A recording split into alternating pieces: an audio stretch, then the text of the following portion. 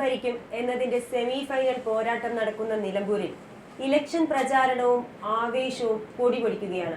തെരഞ്ഞെടുപ്പ് നേരിടാൻ മുന്നണികൾ സർവ്വസന്നാഹങ്ങളുമായി നിലമ്പൂരിനെ ലക്ഷ്യം വെച്ചിട്ടുണ്ട്. UDFന്റെ കാര്യമെടുത്താൽ ആര്യാടൻ ഷൗക്കത്തിന് വേണ്ടി ഒറ്റക്കെട്ടായി അണിനിരന്ന കോൺഗ്രസിന്റെ നേതൃനിര പോരാട്ടക്കളത്തിലേക്ക് ഇറങ്ങിയിട്ടുണ്ട്. ഇതിൽ എടുത്തു പറയേണ്ടത് ഷൗക്കത്തിന് പിൻബലമായി എത്തിയ കോൺഗ്രസിന്റെ യുവനിരയിലെ ചുണക്കുട്ടികളെ കുറിച്ചാണ്. ഹോട്ടൽ മുറികൾക്ക് പോലും ക്ഷാമം വരുമാറ് കേരളത്തിലെ UDF നേതാക്കളെല്ലാം ഇപ്പോൾ നിലമ്പൂരിൽ തമ്പടിച്ചിരിക്കുകയാണ്. ചെറിയ പ്രചാരണ സമ്മേളനങ്ങളാണെങ്കിൽ പോലും പ്രസംഗിക്കാൻ സംസ്ഥാന നേതാക്കൾ എത്തുന്നു. എല്ലാവരും ഒറ്റക്കെട്ടാണ്. മുന്നണിക്ക് പുറത്തുനിന്നുയരുന്ന കലാപസ്വരങ്ങളെ ആരും മൈൻഡ് ചെയ്യുന്നില്ല. വിജയമെന്ന ഒരൊറ്റ ലക്ഷ്യം വെച്ച് മാത്രം ഏവരും സംസാരിക്കുന്നു. സ്ഥാനാർത്ഥി നിർണയം വൈകിയ LDFനെ അപേക്ഷിച്ച് നേരത്തെ പ്രചാരണം തുടങ്ങിയതിന്റെ മുൻതൂക്കമുണ്ട് UDFന്. ആര്യാടൻ ഷൗക്കത്തിന്റെ പ്രചാരണ രീതി ജനങ്ങളുടെ അടിത്തട്ടിലേക്ക് ഇറങ്ങിച്ചെല്ലുന്ന തരത്തിലാണ്. കോൺഗ്രസ് യുവനിരയുടെ സപ്പോർട്ട് കൂടെയുള്ളത് പ്രചാരണത്തിന്റെ ഗുണം ശരിയാംവണ്ണം ജനങ്ങളിലേക്ക് എത്തിക്കുന്ന തരത്തിലുമാണ്. നിയമസഭയിലും പാർലമെന്റിലുമൊക്കെ കണ്ട ജനപ്രതിനിധികളെ നേരിട്ട് നിലമ്പൂരിലെ ജനങ്ങൾ തങ്ങളുടെ നിയോജക മണ്ഡലത്തിൽ അടുത്തറിയുകയാണ്. PC Vishnunath, Shafi Parambil, Rahul Mamkootathil, VS Joy, Chandy Oommen, VT Balram, Abin Varkey, Ramya Haridas തുടങ്ങിയ കോൺഗ്രസ് യുവ നേതാക്കളും യൂത്ത് ലീഗ് നേതാവായ PK ഫിറോസും കൂട്ടരും വോട്ടിനായുള്ള തീവ്ര പാച്ചിലാണ്. നിലമ്പൂരിൽ നിന്ന് വരുന്ന തിരഞ്ഞെടുപ്പ് വാർത്തകളിലും ദൃശ്യങ്ങളിലും നിന്ന് നമുക്ക് വ്യക്തമാകുന്നത് രണ്ട് കൽപ്പിച്ചാണ് കോൺഗ്രസിന്റെ ചെറുപ്പക്കാർ നിലമ്പൂരിൽ തമ്പടിച്ചിട്ടുള്ളത് എന്നാണ്. KPCC പ്രസിഡന്റ് സണ്ണി ജോസഫും പ്രതിപക്ഷ നേതാവ് VD സതീശനും രമേശ് ചെന്നിത്തലയും PK കുഞ്ഞാലിക്കുട്ടിയും പ്രചാരണത്തിന് നേതൃത്വം നൽകുമ്പോൾ അടിത്തട്ട് കേന്ദ്രീകരിച്ചാണ് യുവനിര പ്രവർത്തിക്കുന്നത്. വീട് വീടാന്തരം കയറി വോട്ട് അഭ്യർത്ഥിച്ചും കവലകളിൽ കൂടുന്ന ചെറുയോഗങ്ങളിൽ പങ്കെടുക്കുന്നവരെ ഷൗക്കത്തിന് വോട്ട് ചെയ്യണമെന്ന് വിശദീകരിച്ചും കുടുംബയോഗങ്ങളിൽ ഒന്നിനു പുറകെ ഒന്നായി പങ്കെടുത്തും നിലമ്പൂരിന്റെ മുക്കും മൂലയും ഇതിനോടകം തന്നെ അവർ സഞ്ചരിച്ചു കഴിഞ്ഞു. മറുവശത്ത് സ്ഥാനാർത്ഥിയായി നിശ്ചയിക്കപ്പെട്ടതിന് ശേഷം നിലമ്പൂരിലെത്തിയ M സ്വരാജിനെ ഒരു വമ്പൻ റോഡ് ഷോയോടുകൂടി സ്വീകരിച്ച CPM DYFI പ്രവർത്തകർക്ക് കോൺഗ്രസ് യുവനിര കളത്തിലിറക്കിയിട്ടുള്ള പ്രവർത്തനത്തിനോടൊപ്പം എത്താൻ ഏറെ പാടുപെടേണ്ടി വരുന്നുണ്ട്.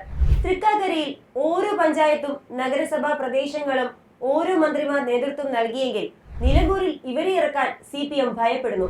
അതുപോലെ തന്നെ പാലക്കാടുണ്ടാക്കിയ നീല ട്രോളി വിവാദവും നിലമ്പൂരിൽ വില പോകില്ലെന്ന് CPM LDF പ്രവർത്തകർക്ക് ഇതിനോടകം തന്നെ ബോധ്യമായിട്ടുണ്ട്.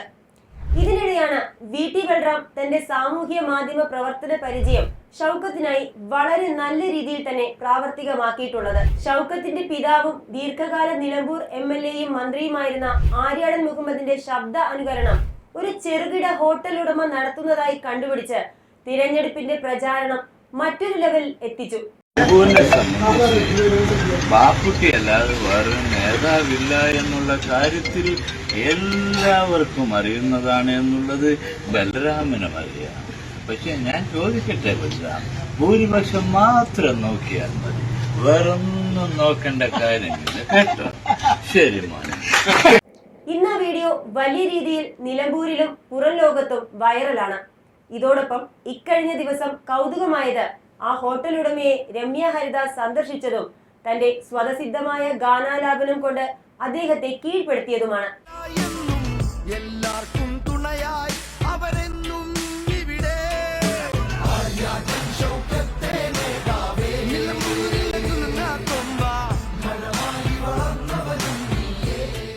ഇതോടൊപ്പമാണ് രാഹുൽ മാങ്കൂട്ടത്തിന്റെ നിരന്തരമായിട്ടുള്ള ട്രോളുകളും. ഈ പ്രതിരോധവും പിന്നെ വിദേശകാര്യവും ഷിപ്പിംഗും ഒന്നും ചോദിച്ചിട്ടില്ലല്ലോ അല്ലേ? Malappuram DCC president VS Joy ആവട്ടെ ഒരു ജീവൻ മരണ പോരാട്ടത്തിലാണ്. ഇവർക്കെല്ലാം ശക്തി പകർന്ന് PC വിഷ്ണുനാഥും ഷാഫി പറമ്പിലും നിലകൊള്ളുമ്പോൾ നിലമ്പൂരിലെ വോട്ടർമാർ തീർത്തും വിസ്മയത്തിലാണ്.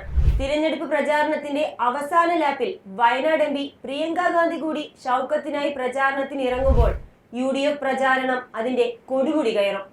ആവേശഭരിതരായി നിലമ്പൂരിലെ വോട്ടർമാർ പിന്നെ കാത്തിരിക്കുന്ന ദിവസം ജൂൺ 19 തങ്ങളിലൊരുവനായ ആര്യാടൻ ഷൗക്കത്തിനെ വിജയിപ്പിക്കാനുള്ള ദൗത്യത്തിലായിരിക്കും. വേറിട്ട രീതി കൊണ്ട് ഒരു ഉപതെരഞ്ഞെടുപ്പിനെ UDF സമീപിക്കുമ്പോൾ അവർ ഏതു തരത്തിലുള്ള പ്രചാരണ രീതിയായിരിക്കും വരുന്ന തദ്ദേശ സ്വയംഭരണ സ്ഥാപനങ്ങളിലേക്കും അടുത്ത കൊല്ലത്തെ അസംബ്ലി തെരഞ്ഞെടുപ്പിലും സ്വീകരിക്കുക എന്നുള്ളതാണ് ഇന്ന് കേരളമൊട്ടാകെ ഉറ്റുനോക്കുന്നത്. കൂടുതൽ വാർത്തകൾക്കും വിശേഷങ്ങൾക്കും ഞങ്ങളുടെ channel like, share and subscribe ചെയ്യുക. കൂടാതെ സബ്സ്ക്രൈബ് ബട്ടണിലെ ബെല്ലൈക്കൺ ഇനേബിൾ ചെയ്യാനും മറക്കരുത്.